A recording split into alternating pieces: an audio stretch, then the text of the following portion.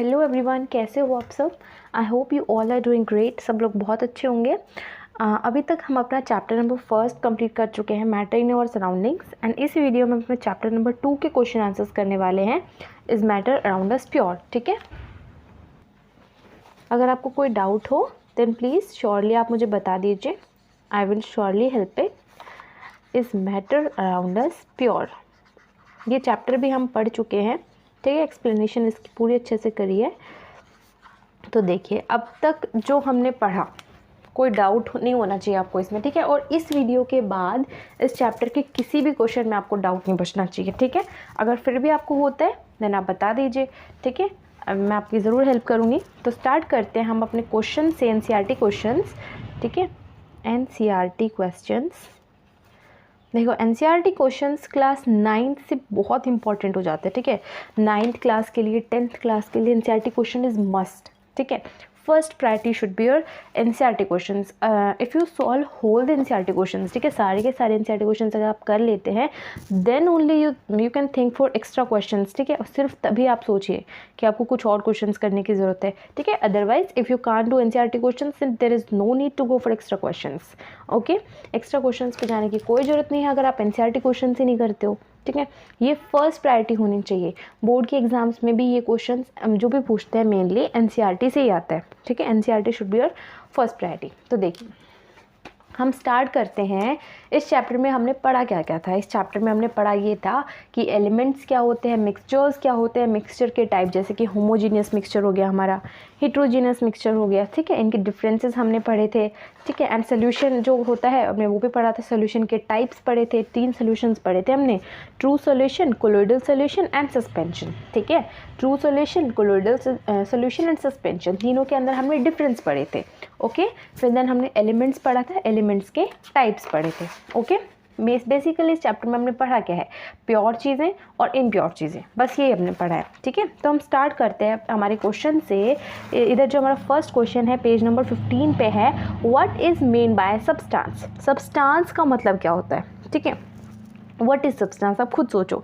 Substance एक किसी भी फॉर्म ऑफ मैटर का मतलब एक प्योर चीज़ होती है। ठीक है, मतलब कोई भी मैटर का एक फॉर्म ही सब्सटेंस होता है। ठीक है, जैसे कि पानी है, पानी 3 फॉर्म्स में पाया जाता है, सॉलिड में, लिक्विड में और गैस में, तीनों के अंदर पाया जाता है। तीनों ही एक ही चीज़ है ना। ठीक है, एक ही चीज़ है लेकिन अलग अलग फॉर्म्स में है वो। ठीक है, मतलब सब्सटेंस एक ही मैटर की मतलब फॉर्म्स होती हैं। तो लिखेंगे हम इसके आंसर में, substance is a pure single form of matter. Answer number first, substance क्या होता है, किसी भी मैटर की फॉर्म। ठीक है, सब्सटेंस इज अ प्योर होना चाहिए। ठीक है, pure single form of matter. ठीक है, और ये जो सब्सटेंस होता है इसकी अलग अलग प्रॉपर्टीज़ होती हैं। ठीक है, अलग अलग कंपोजिशन होती हैं। ठीक है, तो इधर हम लिख सकते हैं, it has different properties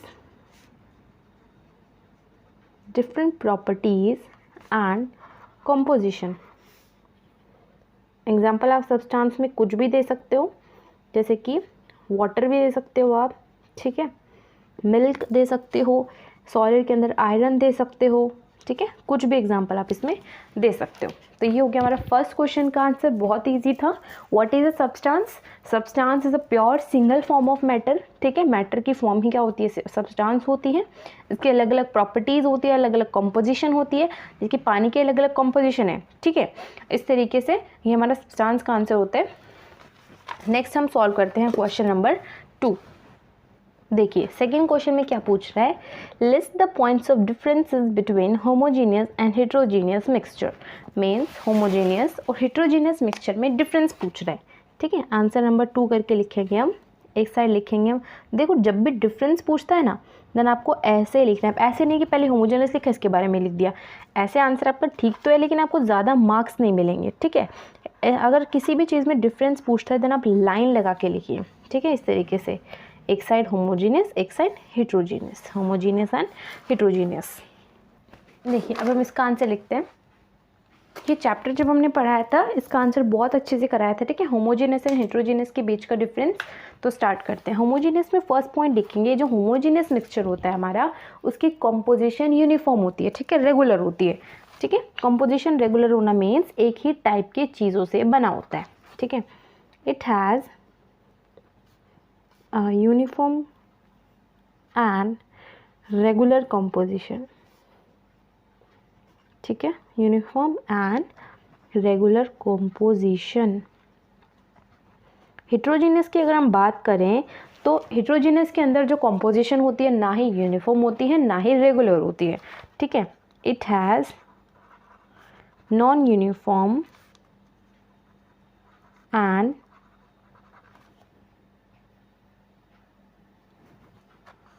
irregular composition.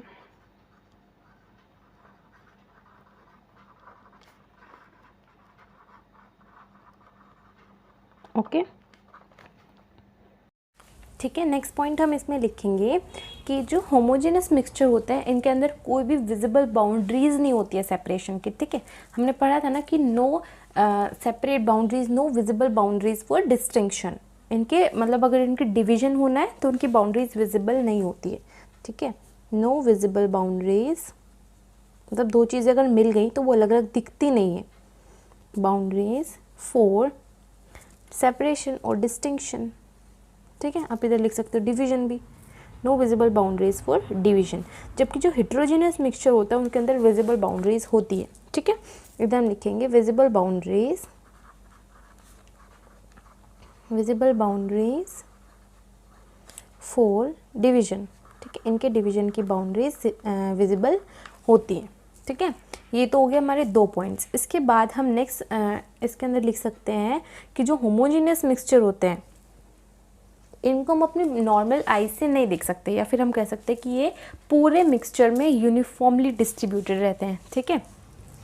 हम इधर लिखेंगे पार्टिकल्स आर यूनिफॉर्मली डिस्ट्रीब्यूटेड, ठीक है। पार्टिकल्स यूनिफॉर्मली डिस्ट्रीब्यूटेड रहते हैं, जबकि इधर जो पार्टिकल्स हैं उनको हम अलग अलग कर सकते हैं, अपनी आंखों से देख सकते हैं, ठीक है। तो हम लिखेंगे particles can be seen with bare eyes, ठीक है, BARE बेयर आइज, बी है, ठीक है। ये तो हो गए हमारे मेन डिफरेंस। एक हम लिख सकते हैं किसमें, एग्जाम्पल, ठीक है। एक एग्जाम्पल लिखेंगे हम इधर। होमोजेनस क्या होता है, जैसे आप पानी में मिल्क मिला दो, ठीक है, एग्जाम्पल मिल्क इन वाटर। और हेट्रोजेनस का एग्जाम्पल जैसे कि हो जाएगा आपका ऑयल मिला देना, ठीक है, अलग अलग दिखता है वो, ऑयल इन वाटर, ओके। ये हो गए आपके मेन डिफरेंसेस। तो ये था आपका क्वेश्चन नंबर 2, जिसमें क्या था, होमोजेनस एंड हेट्रोजेनस मिक्सचर के बीच में डिफरेंस पूछा था। होमोजेनस में यूनिफॉर्म और रेगुलर कंपोजिशन होती है, इधर नॉन यूनिफॉर्म और इरेगुलर कंपोजिशन होती है। इधर इनकी बाउंड्रीज जो इनका डिवीजन होता है उसकी बाउंड्रीज विजिबल नहीं होती है, इधर बाउंड्रीज विजिबल होती हैं। हेट्रोजेनस के अंदर जो पार्टिकल्स होते हैं पूरे के पूरे मिक्सचर में यूनिफॉर्मली डिस्ट्रीब्यूटेड रहते हैं, जबकि इधर जो पार्टिकल्स होते हैं उनको हम अपनी आंखों से देख सकते हैं। होमोजेनस का एग्जांपल हो जाएगा जैसे कि मिल्क इन वाटर, और हेट्रोजेनस का ऑयल इन वाटर, ठीक है। इसके बाद देखिए नेक्स्ट क्वेश्चन जो है हमारा पेज नंबर 18 पर है, ठीक है। वो दो क्वेश्चंस थे। इसके बाद है next question, differentiate between homogeneous and heterogeneous mixture with example. Same question पूछा है, अभी हमने सॉल्व करा तो इसका आंसर भी हम सेम लिख देंगे, ठीक है। नेक्स्ट क्वेश्चन देखते हैं, how are sol solution and suspension different from each other. Sol solution and suspension, sol किसको बोल रहा है, ये सोल बोल रहा है ट्रू सोल्यूशन को, सॉल्यूशन है true solution, solution is true solution, sol is what, colloidal solution, ठीक है, सस्पेंशन इज सस्पेंशन, ठीक है। हमें इन तीनों का डिफरेंस बताना है, ओके। देखिए answer number second for page number 18, ठीक है। इधर हम एक साइड लिखेंगे प्रॉपर्टीज, एक साइड लिखेंगे हम ट्रू सॉल्यूशन, एक साइड लिखेंगे हम कोलोइडल या फिर सोल, एक साइड लिखेंगे हम सस्पेंशन। ओके, एंड तीनों को करेंगे हम डिस्ट्रीब्यूट। जो हमने चैप्टर पढ़ाया इसके डिफरेंस ऐसे ही मैंने आपको बताए थे। आई होप आपको कुछ तो याद होंगे। ठीक है, तो देखते हैं हम इनकी प्रॉपर्टीज़ के बेसिस पे इनका डिफरेंस। तो देखिए, फर्स्ट प्रॉपर्टी आप ले सकते हैं जैसे कि टाइप ऑफ मिक्सचर, किस टाइप का मिक्सचर होता है।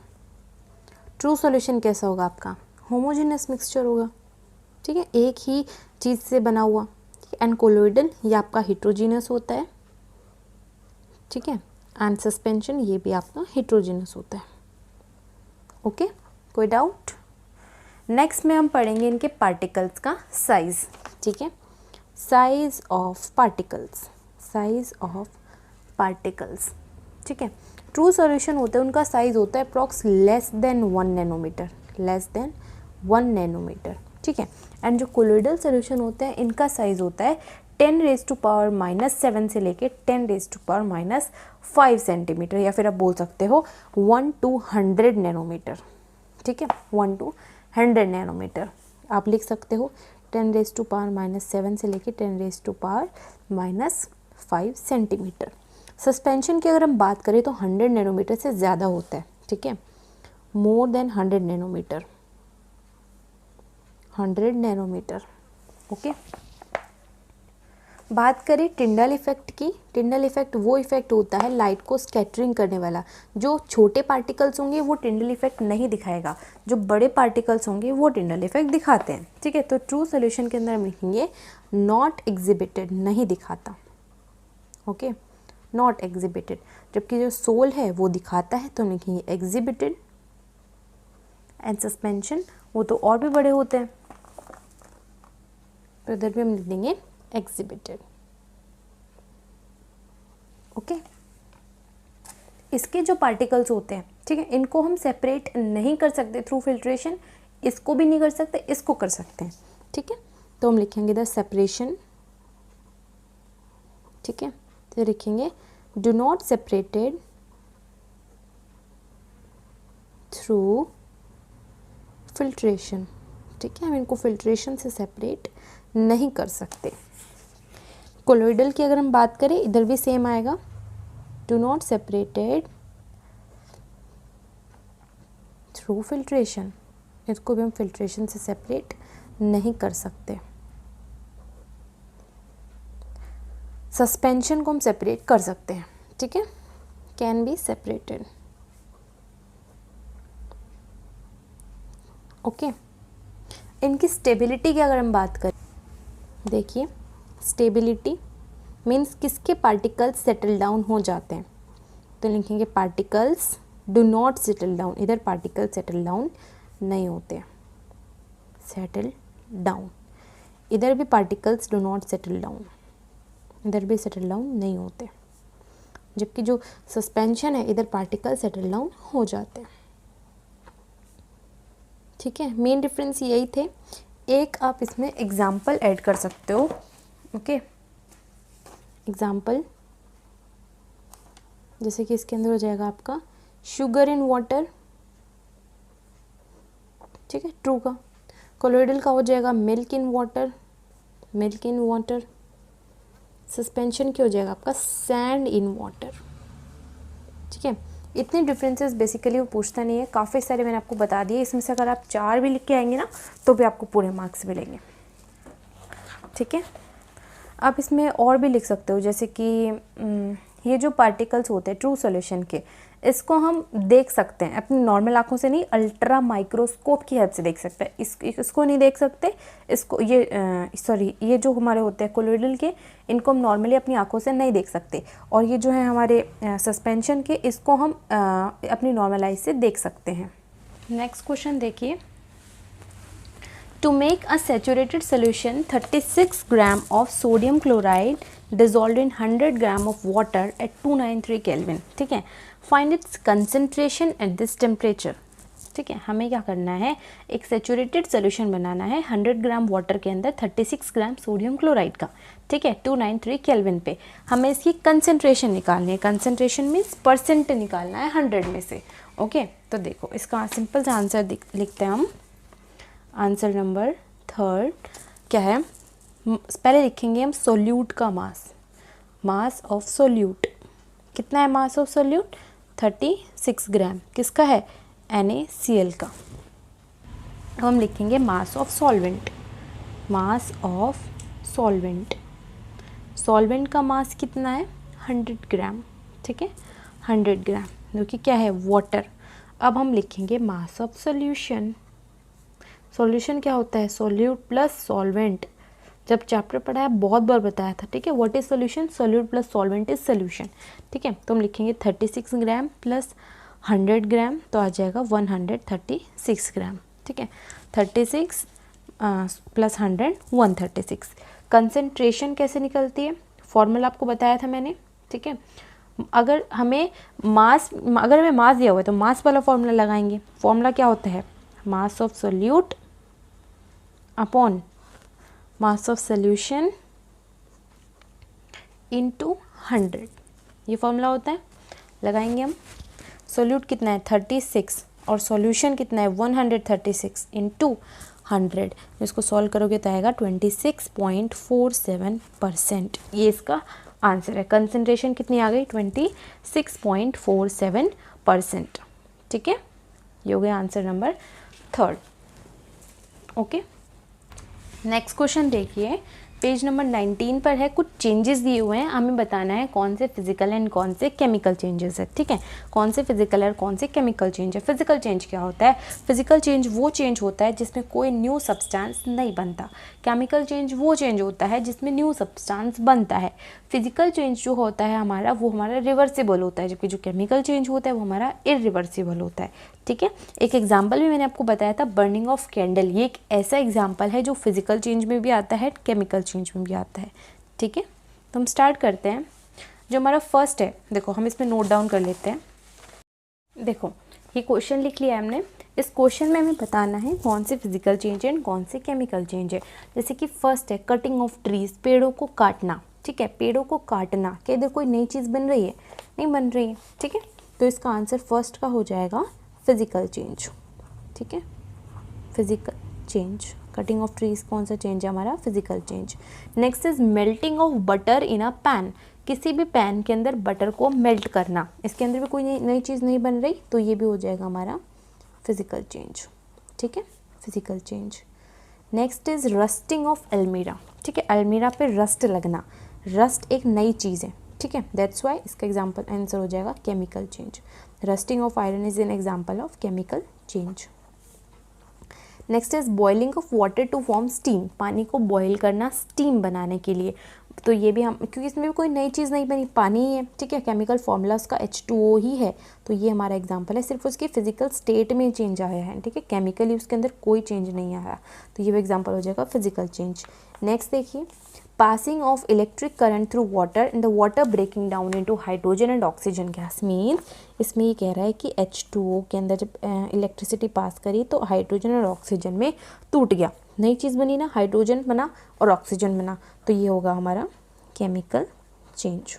Chemical change. Next is dissolving common salt in water, पानी के अंदर हमने नमक मिलाया है। ठीक है, पानी के अंदर नमक मिलाया, पानी था, नमक था, क्या हुआ? सिर्फ सॉल्टी वाटर बना, तो इसके अंदर भी कोई नई चीज़ नहीं बनी, तो ये भी एग्जांपल हो जाएगा हमारा फिजिकल चेंज का।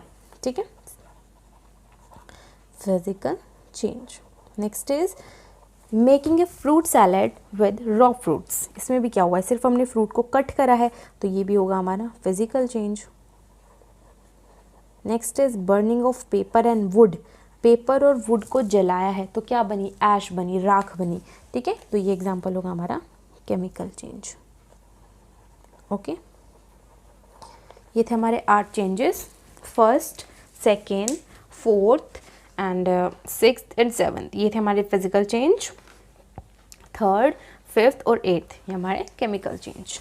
ठीक है, नेक्स्ट देखिए, नेक्स्ट क्वेश्चन एनसीईआरटी में क्या पूछ रहा है? Try segregating the things around you as pure substance और मिक्सचर। अपने चारों तरफ चीज़ें देखो और बताओ इसमें से कौन सी चीज़ें प्योर है और कौन सी चीज़ें इम्प्योर हैं। आप अपने चारों चीज़ क्या देख सकते हो, चारों तरफ क्या देखते हो, देखो पानी देखते हो, ठीक है, मिट्टी देखते हो एंड नमक देखते हो खाने के अंदर, ठीक है, और सॉलिड चीज़ों के अंदर कुछ भी ले सकते हो आप, जैसे कि आयरन हो गया हमारा, ठीक है, हवा देखते हो आप हमेशा, सैलेड, कुछ भी आप ले सकते हो, ठीक है। इसको हमें डिस्टिंग्विश करना है इन द प्योर सब्सटेंस और मिक्सचर। तो हम एक साइड लिखेंगे प्योर और एक साइड लिखेंगे हम मिक्सचर, प्योर और एक साइड लिखेंगे हम मिक्सचर, ठीक है। लाइन ऑफ सेपरेशन, प्योर में आप लिख सकते हो एग्जांपल, जैसे कि हो गया हमारा सॉल्ट एक प्योर चीज़ है, ठीक है, वाटर एक प्योर चीज़ है, मेटल के अंदर आप कुछ भी लिख सकते हो, ठीक है, आयरन हो गया, आयरन एक प्योर चीज़ होती है, ठीक है, डायमंड लिख सकते हो आप इसमें, गोल्ड लिख सकते हो आप इसमें, ठीक है। ये तो गए हमारे प्योर चीज़ों के एग्जांपल। आप मिक्सचर में लिख सकते हो जैसे कि सॉइल इम्प्योर होती है, सैलेड लिख सकते हो आप, सैलेड बहुत सारे वेजिटेबल्स का मिक्सचर होता है, ठीक है। एंड एयर लिख सकते हो, air is also mixture of various gases, ठीक है, बहुत सारी गैसेस का मिक्सचर होता है, ओके। स्टील भी एक अलॉय होता है जो हमने पढ़ा था, ठीक है। और मिक्सचर क्या उसके और क्या लिख सकते हैं, और जैसे कि खाना लिख सकते हो आप, ठीक है, फूड। ये होगा यहाँ पे प्योर और मिक्सचर में डिफरेंस, ठीक है। इस पेजेस पे भी इतने ही क्वेश्चंस थे। नेक्स्ट हमारे जो एनसीईआरटी क्वेश्चन है वो है, इसके बाद हम आते हैं डायरेक्टली एक्सरसाइज क्वेश्चंस पे, ठीक है। एक्सरसाइज जो एनसीईआरटी एक्सरसाइज क्वेश्चन है, देखिए वो ये है, what separation techniques will apply for the separation of the following. इधर बहुत सी चीज़ें लिखी हैं, हमें बतानी है इसके अंदर किस के अंदर कौन सी टेक्निक लगेगी इनको सेपरेट करने के लिए। First one is sodium chloride from its solution in water, ठीक है। सोडियम क्लोराइड होता है नमक, ठीक है। नमक को हम कैसे अलग कर सकते हैं, नमक के हम अलग कर सकते हैं इवेपोरेशन से। अगर हम पानी को इवेपोरेट कर दे तो पानी उड़ जाएगा, बच क्या जाएगा, नमक बच जाएगा, ठीक है। तो हम लिखेंगे इसके आंसर में, we can separate sodium chloride from water with the help of evaporation, ठीक है।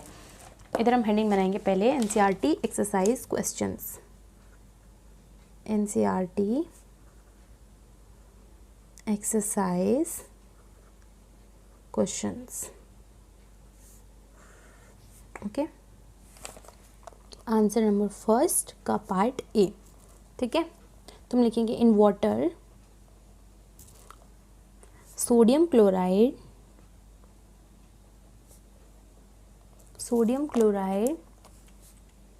in its solution can be separated through evaporation, ठीक है, नॉट फिल्ट्रेशन, evaporation, पानी को evaporate कर देंगे, ठीक है।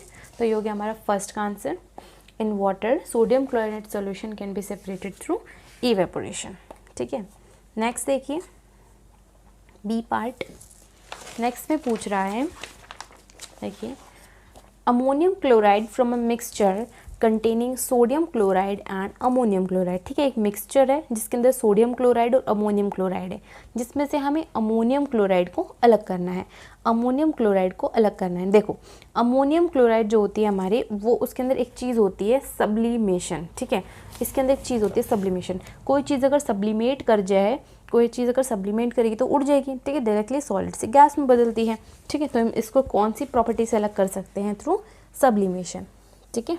तो लिखेंगे the process of sublimation, the process of sublimation, because क्योंकि जो हमारा अमोनियम क्लोराइड है ये सब्लिमेशन सपोर्ट करता है, because ammonium chloride supports sublimation, okay. I hope आप लोग को सब समझ में आ रहा होगा, कोई डाउट नहीं होना चाहिए, ठीक है। बहुत ही इजी लैंग्वेज में आंसर है ये। सी देखते हैं नेक्स्ट पार्ट, नेक्स्ट पार्ट में क्या पूछा है, देखिए small pieces of metal in the engine oil of car. कोई कार है, उसके इंजन ऑयल के अंदर ना छोटे छोटे मेटल के पीसेज हैं, हमें उनको अलग करना है।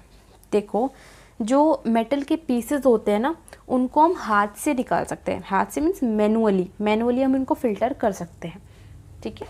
तो इसका आंसर आएगा tiny parts of metal pieces in the engine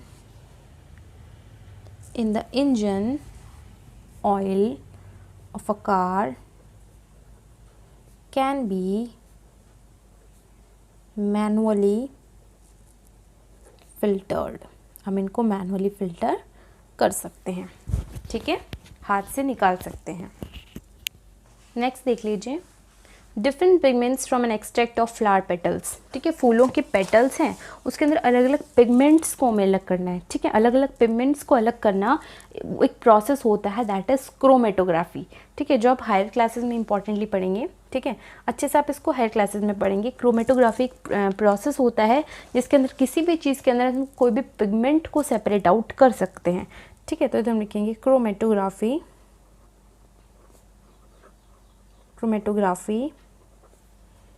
can be used for segregation of various pigments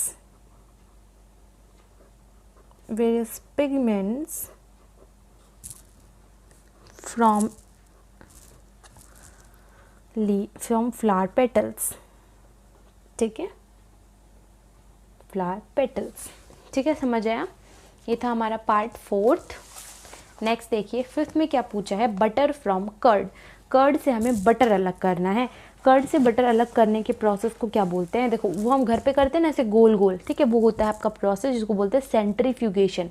ठीक है, हम बोलते हैं सेंट्रीफ्यूगेशन, तो इसको हम सेंट्रीफ्यूगेशन प्रोसेस से अलग करेंगे। ठीक है, लिखेंगे हम द प्रोसेस ऑफ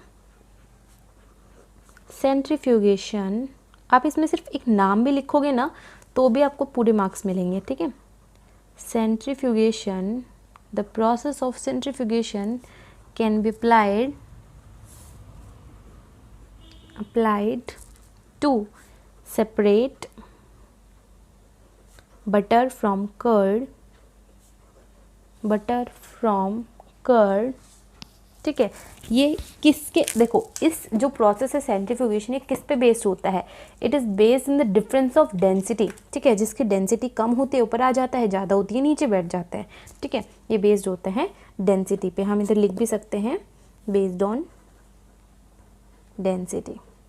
ठीक है, डेंसिटी पे बेस होता है। ओके, ये था हमारा पार्ट नंबर 5। 6 में देखिए क्या पूछा है, ऑयल फ्रॉम वाटर। पानी के अंदर से हमें ऑयल को अलग करना है। पानी के अंदर से हमें ऑयल को अलग करना है। देखो, अगर दो लिक्विड्स हैं, ठीक है, दोनों ही इमिसिबल मीन्स जो आपस में नहीं मिलते। ठीक है, ऐसे दो लिक्विड्स हैं, उनको हम कैसे अलग कर सकते हैं? उसको हम एक फनल की हेल्प से अलग कर सकते हैं। ठीक है, अगर देखो दो लिक्विड मिल नहीं रहे तो एक फनल लगा देंगे। ठीक है, जो जिसकी डेंसिटी ज़्यादा होगी उस फनल में ठहर जाएगा। ठीक है, कम होगी गिर जाएगा नीचे। तुम लिखेंगे इसका answer, to separate oil from water,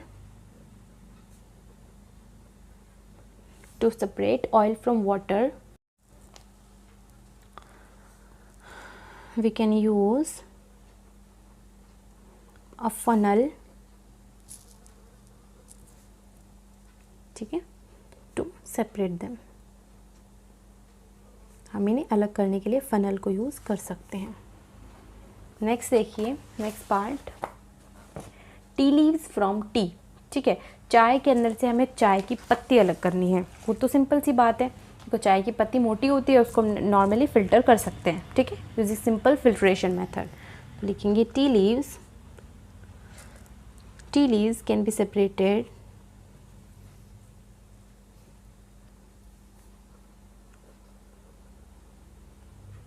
bye using simple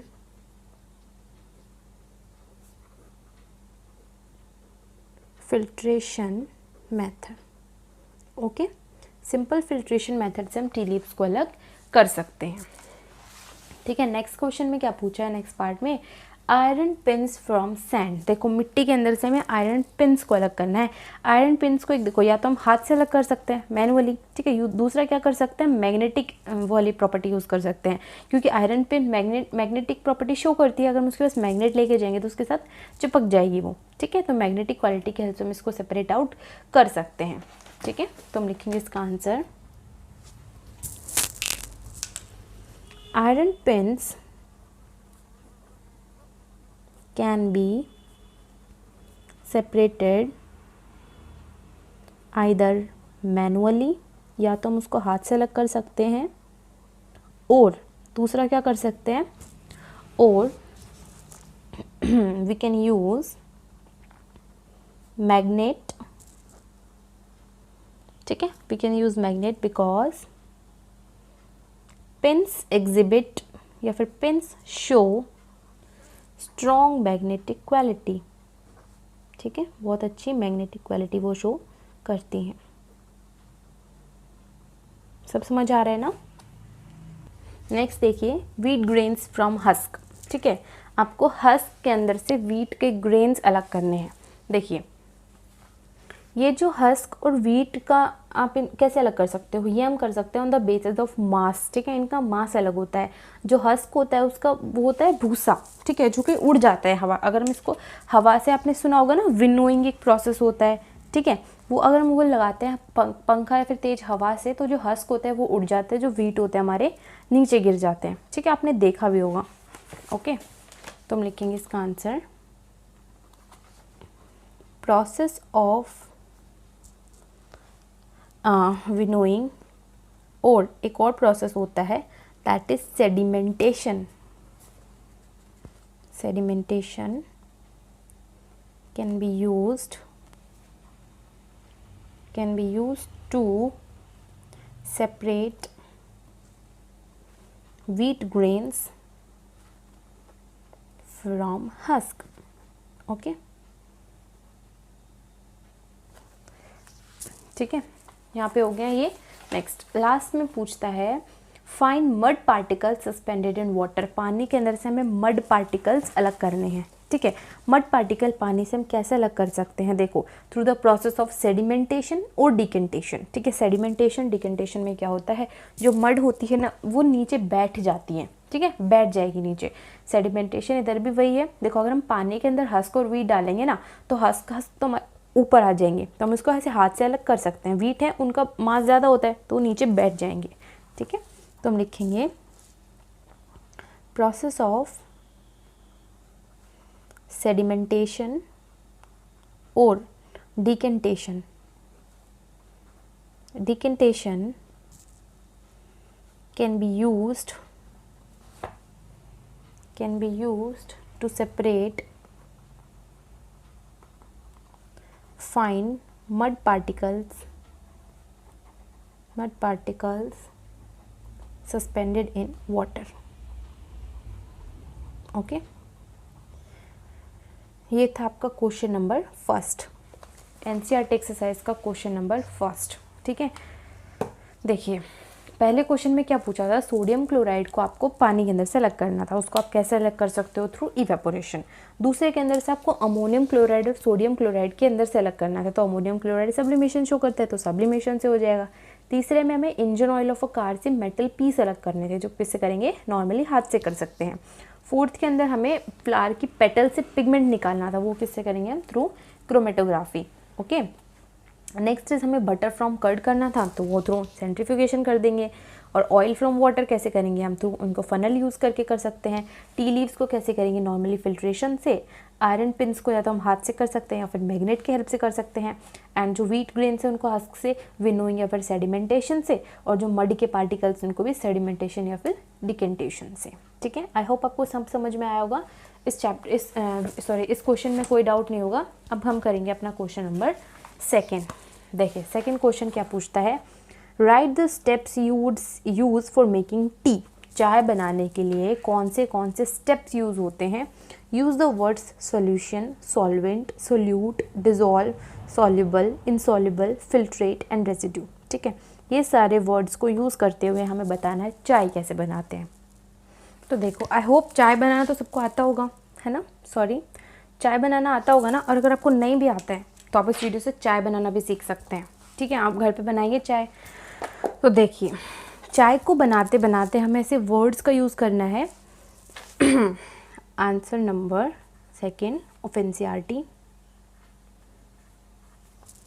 सबसे पहले क्या करेंगे, हम एक वेसल लेंगे, बर्तन लेंगे, उसके अंदर आप कुछ भी डाल सकते हो, पानी दे सकते हो या फिर आप मिल्क डाल सकते हो। स्टार्ट अगर आप मिल्क से करते हो तो हम लिखेंगे first point, take a vessel, vessel लेंगे, ठीक है। Add a cup of milk, सबसे पहले क्या करेंगे, मिल्क डालेंगे, ठीक है। मिल्क क्या है, एक सॉल्वेंट है, ठीक है।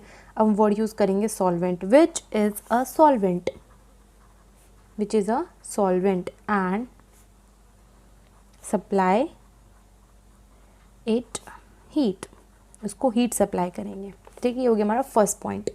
नेक्स्ट में क्या करेंगे, हम इसके अंदर और इंग्रेडिएंट्स डालेंगे, जैसे कि टी पाउडर या फिर टी लीव्स, ठीक है। इस बॉइलिंग मिल्क के अंदर हम टी लीव्स डालेंगे जो कि एज ए सॉल्यूट काम करेगा, ठीक है। Add tea leaves to the boiling milk, इस बॉइलिंग मिल्क के अंदर हम टी लीव्स डालेंगे, ठीक है। Which acts as a solute, एक सॉल्यूट की तरह काम करेगा, ठीक है। अब इसको हम गर्म करते रहेंगे, कंटिन्यू हीट इट, ठीक है। पहले क्या किया हमने, पानी सॉरी वेसल लिया, दूध लिया एंड उसके अंदर में टी लीव्स डाले। नेक्स्ट देखिए, नेक्स्ट प्रोसेस में क्या करेंगे, ये जो सॉल्यूट था टी पाउडर, ये इस मिल्क के अंदर इनसॉल्युबल रहेगा, मतलब उसको हम ऐसे घुलेगा नहीं दूध के अंदर, ठीक है, वो इनसॉल्युबल दिखेगा, ठीक है। तो हम लिख सकते हैं T leaves remains insoluble in milk, milk के अंदर वो इनसॉल्युबल रहेगा, ठीक है। नेक्स्ट क्या करेंगे, हम इसको थोड़ा थोड़ा मिलाते मिलाते हम इस पर थोड़ी सी शुगर ऐड करेंगे, ठीक है। Add some sugar into this boiling solution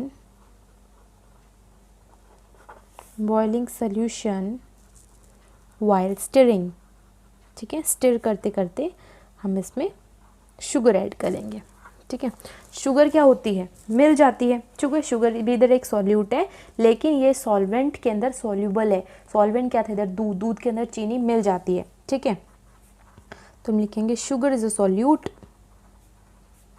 sugar is a solute and soluble in the solvent,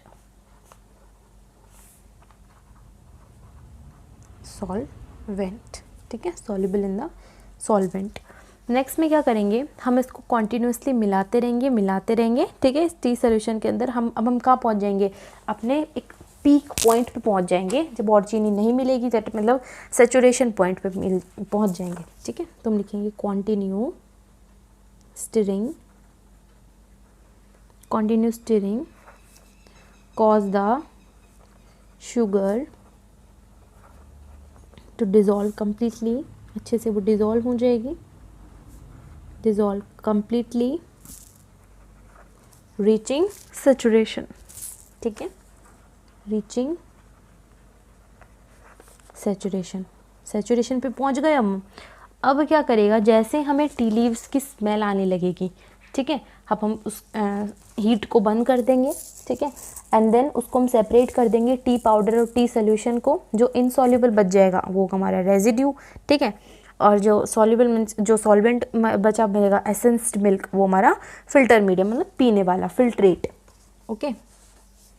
लिखेंगे next point, now switch off the heat supply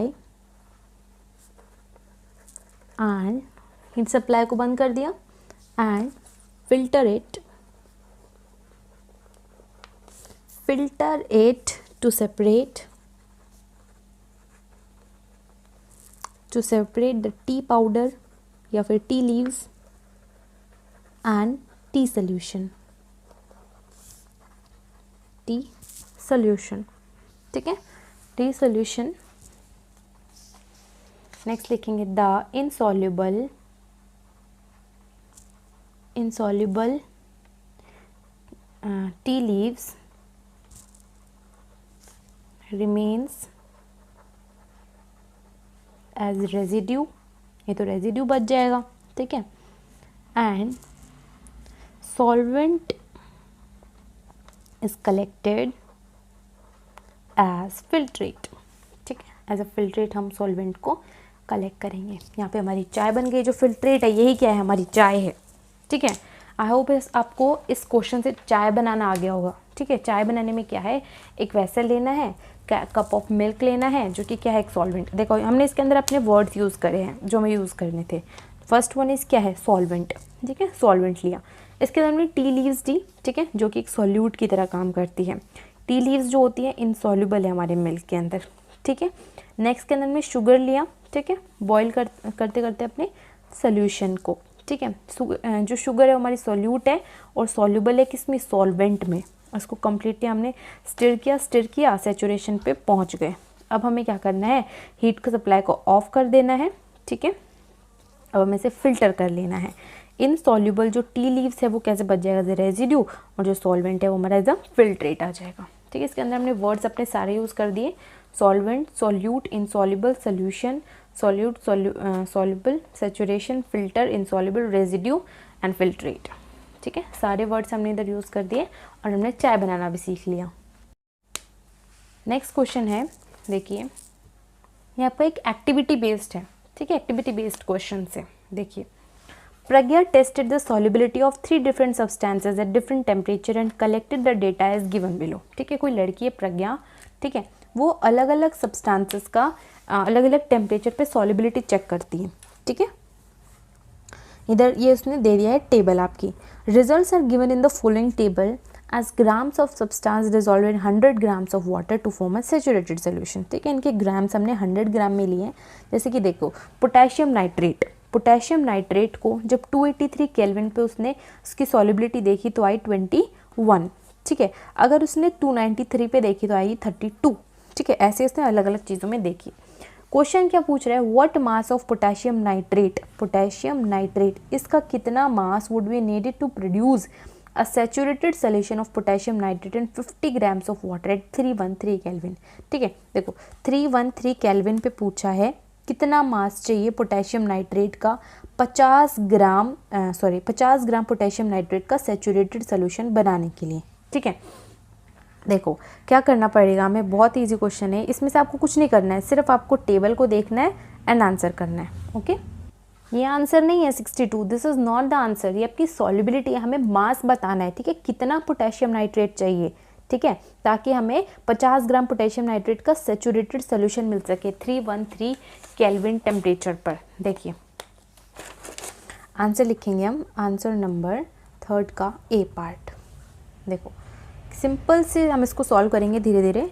सबसे पहले क्या करेंगे, पोटेशियम नाइट्रेट जो दिया हुआ है इधर 100 ग्राम वाटर के अंदर कितना दिया है, मास ऑफ पोटेशियम नाइट्रेट, या फिर आप लिख सकते हो KNO3, ठीक है, to produce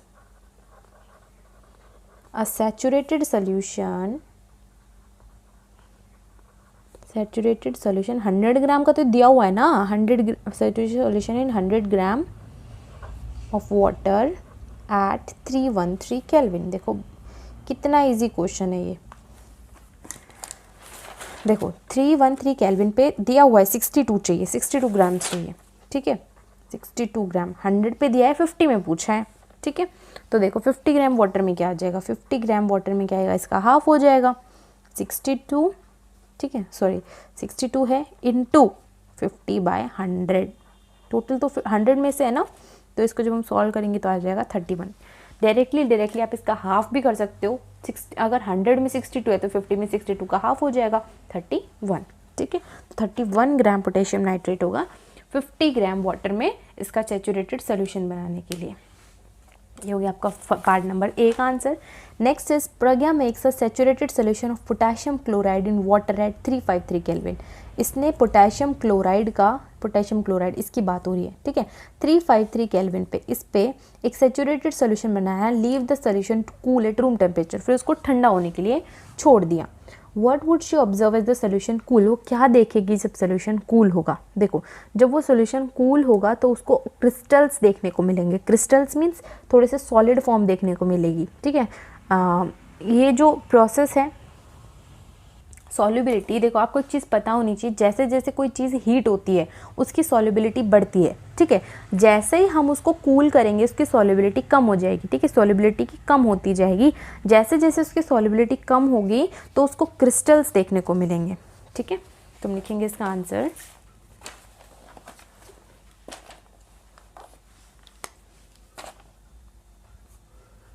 Pragya will observe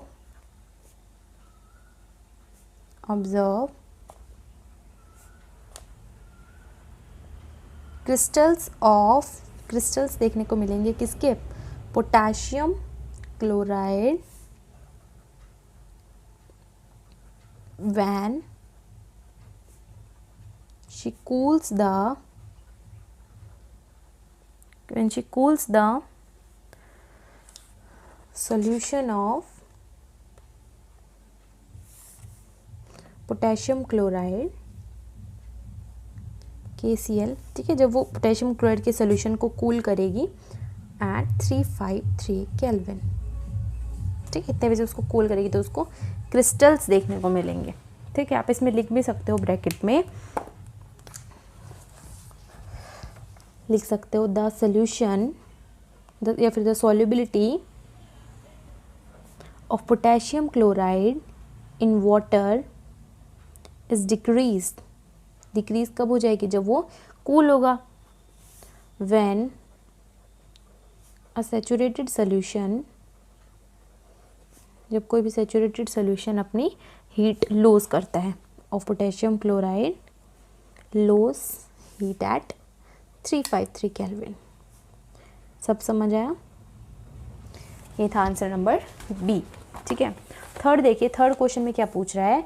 find the solubility of each salt at 293 kelvin. 293 kelvin पे हमें सॉल्युबिलिटी देखनी है, बतानी है। Which salt has the highest solubility at this temperature. देखो 293 केल्विन पे सबकी सॉल्युबिलिटी दी गई है। पोटेशियम नाइट्रेट की कितनी है? 32, सोडियम क्लोराइड की 36, पोटेशियम क्लोराइड की 35 एंड अमोनियम क्लोराइड की 37। सबसे ज़्यादा किसकी है? ऑफकोर्स अमोनियम क्लोराइड की है, ठीक है। तो हम लिखेंगे इसका आंसर नंबर सी। सबकी सॉल्युबिलिटी लिखेंगे पहले तो टेबल में से देख के, ठीक है। सॉल्युबिलिटी ऑफ, ठीक है, पहले लिखेंगे पोटेशियम नाइट्रेट, जो सीक्वेंस में दिया है टेबल में, लिख देंगे इधर 293 केल्विन जिस पे पूछा है। पोटेशियम नाइट्रेट की कितनी है? 32, ठीक है, 32 ग्राम। इसके बाद है सोडियम क्लोराइड, उसकी कितनी है? 36 ग्राम। Then potassium chloride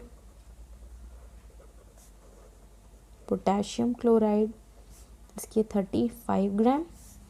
and then ammonium chloride उसकी 37 ग्राम, ठीक है। 4 चीज़ पूछी है, सॉरी 4 में बताना है हमें सबसे ज़्यादा सॉल्युबिलिटी किसकी है। तो हम लिख देंगे ammonium chloride has highest solubility at this temperature, ठीक है, इस टेम्परेचर पे इसकी हाईएस्ट सॉल्युबिलिटी है। ओके, ब्रैकेट में हम लिख भी देंगे 37 ग्राम, ठीक है। ये हो गया हमारा सी पार्ट का आंसर। डी देखिए क्या है? What is the effect of change of temperature on the solubility of a salt. किसी भी सॉल्ट की सॉल्युबिलिटी पे टेम्परेचर का क्या इफेक्ट पड़ता है? देखो इस टेबल से ही पता लग रहा है, जैसे जैसे टेम्परेचर बढ़ रहा है वैसे वैसे सॉल्युबिलिटी बढ़ रही है, ठीक है। टेम्परेचर बढ़ना, सॉल्युबिलिटी बढ़ना, ये इसका आंसर, ठीक है। तो हम लिख देंगे इसका answer this table shows that solubility of the salt is dependent upon the temperature and increase with an increase in temperature. जैसे जैसे टेम्परेचर इंक्रीज करता है सॉल्युबिलिटी भी इंक्रीज करती है. ठीक है, ये हो गया आपका थर्ड क्वेश्चन का आंसर. आई होप आपको ये क्वेश्चन भी अच्छे से समझ में आएगा. ठीक है, एक्टिविटी बेस्ड क्वेश्चन था ये. नेक्स्ट क्वेश्चन देखिए आप. Explain the following giving examples. 4 चीज़ें दे दी, हमें इनका एक्सप्लेनेशन देना है. First one is saturated solution, then pure substance, then colloid and suspension. देखो चारों की सिर्फ हमें डेफिनेशन एंड एग्जाम्पल लिखना है. Answer number 4th. First one is saturated solution. Saturated में आपको बताया था कि ऐसा सोल्यूशन होता है जिसके अंदर कोई भी और सॉल्यूट ऐड नहीं कर सकते.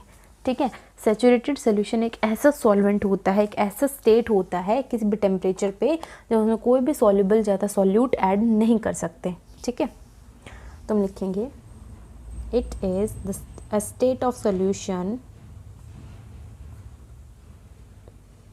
in which, बहुत इजी लैंग्वेज में लिखवा रही हूँ मैं. ठीक है, in which no more solute can be added. ठीक है, और सोल्यूट हम इसमें ऐड नहीं कर सकते. ओके, जैसे आप इसमें एग्जांपल भी दे सकते हो. कोई भी देखो, जैसे कि मान लो कोई भी वाटर, कार्बोनेटेड वाटर सोल्यूशन, मतलब कि ऐसा सोल्यूशन है पानी का जिसके अंदर बहुत ज़्यादा कार्बन मिक्स हो गई है, लेकिन हम इसके अंदर अब भी कार्बन मिलाएं तो बबल्स देखने को मिलते हैं हमें. ठीक है, मतलब और कार्बन उसमें मिक्स नहीं हो रही है, तो हम इसका एग्जांपल में लिख सकते हैं excess of carbon leaves off as bubbles from a carbonated water solution saturated with carbon, क्योंकि ये सोल्यूशन कार्बन से सेचुरेट हो चुका है. ठीक है, ये हमारे सेचुरेटेड सोल्यूशन का एग्जाम्पल है. ठीक है, ये हो गया फर्स्ट पार्ट का आंसर. देख लीजिए प्योर सब्सटेंस. प्योर सब्सटेंस वो होता है जब वो एक ही टाइप के मॉलिक्यूल से या फिर एटम से बना होता है. ठीक है, तो हम लिखेंगे pure substance is made of one type of molecule और atom. ठीक है, और कंपाउंड. ठीक है, जो एक ही टाइप के एटम से, मॉलिक्यूल से, कंपाउंड से बना होता है. ठीक है, एग्जांपल आप लिख सकते हो इसका डायमंड. ठीक है, थर्ड था हमारा colloid. C is colloid. Colloid देखो क्या होता है, आपने पढ़ा है ना, ट्रू सॉल्यूशन और सस्पेंशन का बीच का होता है ये. ठीक है, इसके अंदर अलग अलग साइजेस होते हैं बिटवीन 1 to 100 नैनोमीटर. ठीक है, एंड इनको हम कैसे टिंडल इफेक्ट भी ये शो करते हैं. इसके जितनी भी प्रॉपर्टीज़ हमें पता है हम इसमें लिख देंगे. ठीक है, इट इज़ एन इंटरमीडिएट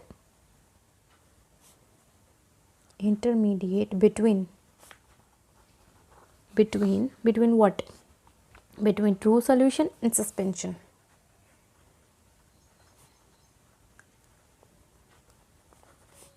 ठीक है, इसमें हम ये भी लिख देंगे साइज ऑफ पार्टिकल्स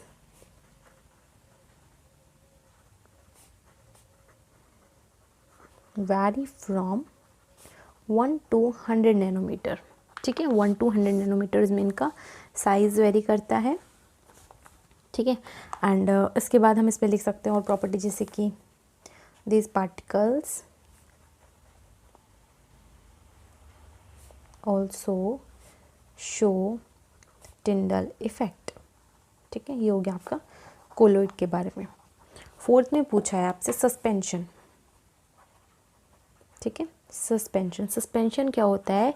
सस्पेंशन एक हेट्रोजेनस मिक्सचर होता है जो कि इसके अंदर जो पार्टिकल्स होते हैं इनसॉल्युबल होते हैं एंड इनका साइज़ भी बहुत बड़ा होता है. ठीक है, लिखेंगे it is heterogeneous mixture heterogeneous mixture, ठीक है, and these particles can be seen with bare eyes as their size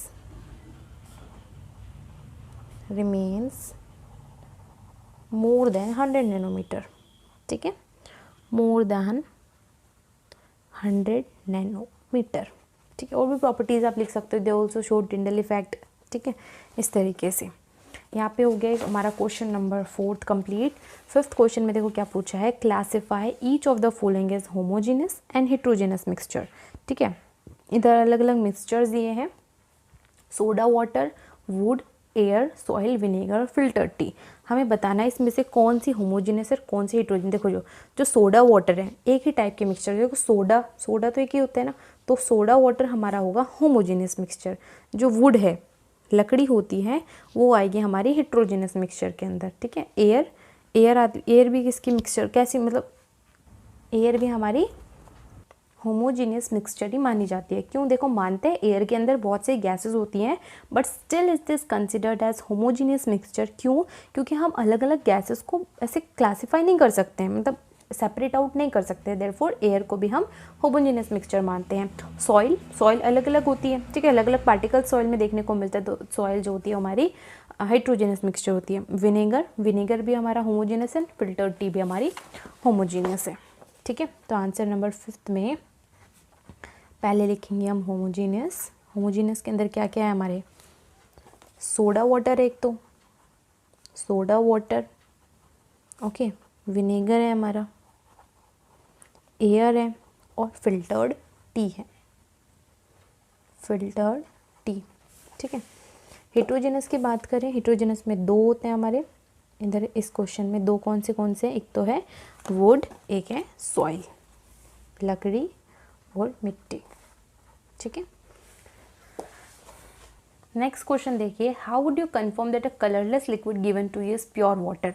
देखो कोई आपको कलरलेस लिक्विड दे दिया, ठीक है, कलरलेस है, आप ये कैसे बोलोगे कि ये पानी ही है, प्योर वाटर है। देखो पानी को हम कैसे कंफर्म कर सकते हैं, अगर वो 100 डिग्री सेल्सियस पे बॉईल होता है हम उसको प्योर बोलेंगे, ठीक है, या फिर अगर मानेंगे कि वो 100 डिग्री सेल्सियस के ऊपर या नीचे बॉईल हो रहा है तो वो मानेंगे कि उस पानी के अंदर कुछ इम्प्योरिटीज़ है, इसलिए वो प्योर नहीं है, ठीक है। तो हम आंसर नंबर 6 लिखेंगे, we can confirm a colorless liquid is pure by boiling it.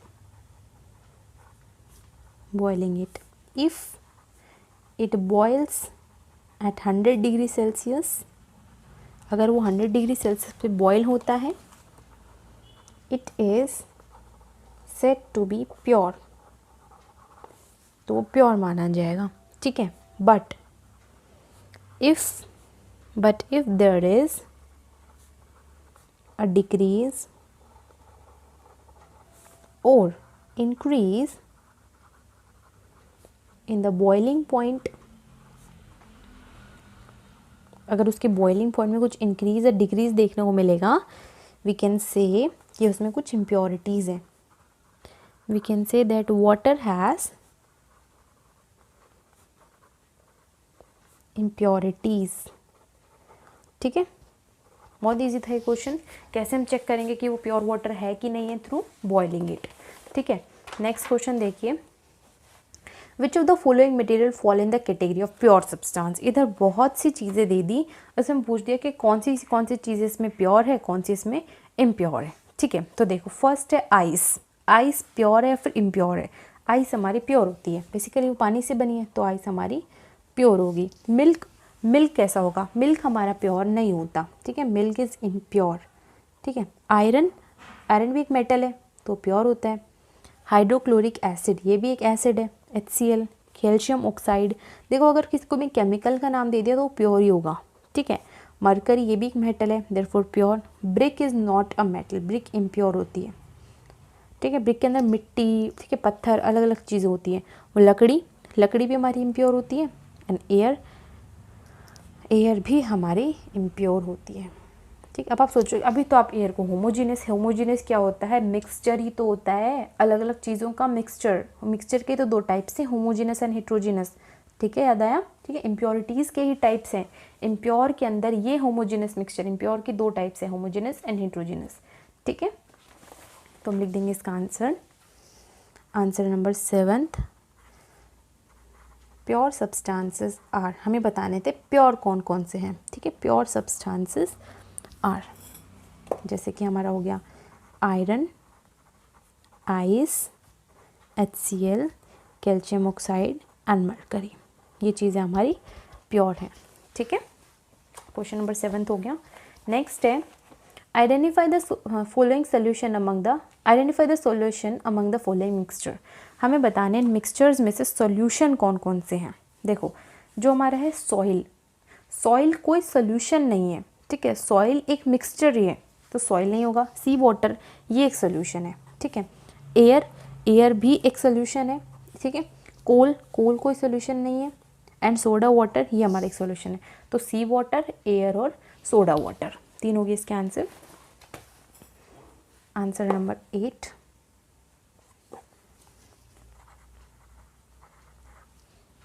लिखें solutions are sea water, air and soda water. ठीक है, देखिए next, which of the following will show Tyndall effect. हमें पूछा है इसमें से कौन कौन सी ऐसी चीज़ें हैं जो टिंडल इफेक्ट शो करेगी। टिंडल इफेक्ट वही शो करती है जिनके पार्टिकल्स का साइज बड़ा होता है। ठीक है, इसमें क्या क्या पूछा है? Salt solution, milk, copper sulphate और स्टार्च सॉल्यूशन। ठीक है, देखो सॉल्ट सॉल्यूशन, नमक का पानी के पार्टिकल्स बहुत छोटे होते हैं। ठीक है, तो वो नहीं दिखाएगा टिंडल इफेक्ट। जबकि आप बोल सकते हो मिल्क दिखाएगा। क्यों? क्योंकि ये एक कोलोइडल सोल्यूशन का एग्जांपल है। ठीक है, कोलोइडल सोल्यूशन दिखाते हैं। कॉपर सल्फेट ये भी नहीं दिखाएगा। स्टार्च सोल्यूशन ये दिखाएगा आपको। ठीक है, तो मिल्क और स्टार्च सोल्यूशन। तो आंसर नंबर आपका 9th हो जाएगा। Only milk and starch solution will show Tyndall effect. Okay, next देखिए, एक क्वेश्चन है इधर, classify the following into metal, compound and mixture. बहुत सी चीज़ें दी है, हमें पूछा है कि कौन सी चीज़ें इसमें से एलिमेंट है, कंपाउंड है या फिर मिक्सचर है। ठीक है, तो फर्स्ट पूछा है इसने सोडियम क्या है? What is sodium? सोडियम हमारा एक एलिमेंट होता है। सोडियम हमारा एक एलिमेंट है। ठीक है, तो हम इसका आंसर लिखेंगे एलिमेंट। सोडियम कोई कंपाउंड नहीं है, ना ही सोडियम कोई मिक्सचर है। ठीक है, देन सॉइल क्या है? सॉइल एक मिक्सचर है। ठीक है, सॉइल एक मिक्सचर है अलग अलग चीज़ों का। नेक्स्ट में पूछा है इसने शुगर सोल्यूशन। ठीक है, देखो शुगर सोल्यूशन देखो नाम ही बता रहा है, शुगर सोल्यूशन है, मिक्सचर है शुगर और वाटर का। ठीक है, तो ये भी आ जाएगा आपका मिक्सचर। नेक्स्ट है सिल्वर। देखो सिल्वर एक मेटल है। ठीक है, सिल्वर क्या है? एक मेटल है, तो वो आ जाएगा हमारे एलिमेंट में, एलिमेंट है एक। ठीक है, next is calcium carbonate. Calcium carbonate ये एक कंपाउंड है। ठीक है, देखो अगर आपको ऐसा लग रहा है कि सोडियम सिल्वर ऐसे अगर एक चीज़ आ रही है तो एलिमेंट में आएगा। अगर तो कैल्शियम कार्बोनेट CaCO3 कैल्शियम और कार्बोनेट है, कार्बन है, ऑक्सीजन, तो एक कंपाउंड है। अलग अलग एलिमेंट्स के मिक्सचर को ही कंपाउंड बोलते हैं। ठीक है, जब बहुत सारे एलिमेंट जुड़ते हैं तो कंपाउंड बनता है। ठीक है, नेक्स्ट इज टिन। देखो वापस से टिन एक ही चीज़ आ गई तो हो जाएगा हमारा एलिमेंट। ठीक है, एलिमेंट। नेक्स्ट इज सिलिकन क्या होगा बताओ? Sorry, silicon is what? This is also a metal element. ठीक है, ये भी एक है। नेक्स्ट क्या है? कोयला क्या होता है? कोल हमारा एक मिक्सचर है। ठीक है, मिक्सचर। नेक्स्ट इज एयर भी एक मिक्सचर है अलग अलग चीज़ों का। ठीक है। इसके बाद पूछा इसने सोप, साबुन। सोप भी हमारा मिक्सचर होता है, अलग अलग चीज़ें मिक्स होती है इसके अंदर, अलग अलग केमिकल्स होते हैं। ओके, देन है हमारे पास मीथेन।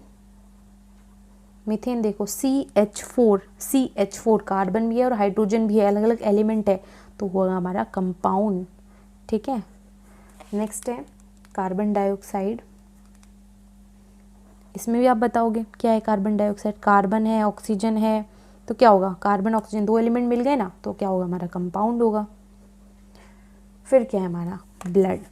ब्लड क्या है, बहुत सी चीज़ें होती है हमारी ब्लड के अंदर, जिसकी प्लेटलेट्स होती हैं, ठीक है, प्लाज्मा होता है, white blood cells, red blood cells, तो ये होगा हमारा मिक्सचर। ठीक है, ये हो गया हमारा क्वेश्चन नंबर 10th। अब देखो question number 11th, last question. Which of the following are chemical changes. कौन से इसमें से केमिकल चेंज है। जैसे कि देखो growth of plant. Growth of plant chemical change होता है, नई चीज़ नहीं बनना, इरिवर्सिबल, जिसको हम बदल नहीं सकते। देखो कोई पौधा उग रहा है, क्या आप उसको वापस से छोटा कर सकते हो, नहीं। अगर जवाब है नहीं तो आएगा आपका केमिकल चेंज। ठीक है, तो first is chemical change. Rusting of iron, देखो आयरन के रस्ट, नई चीज़ बन रही है, ये भी आपका केमिकल चेंज है। Next is mixing of iron filings into sand. सिर्फ हमने दो चीज़ों को मिला दिया, कोई चेंज नहीं हुआ। ठीक है, कुकिंग ऑफ फूड, नई चीज़ बनी, खाना बना, that is chemical change. Digestion of food, ये भी एक केमिकल चेंज है। Digestion of food, digested food से आप वापस नॉर्मल फूड नहीं बना सकते हो। फ्रीजिंग ऑफ वाटर, पानी से आइस जम गई, आइस से वापस पानी बना सकते हो, तो ये होगा आपका physical change. Burning of candle, ये आपके दोनों चेंजेस हैं, मैंने आपको बताया था ना। Burning of candle is an example of both chemical as well as physical change. तो हम लिखेंगे इसके अंदर ग्रोथ ऑफ प्लांट,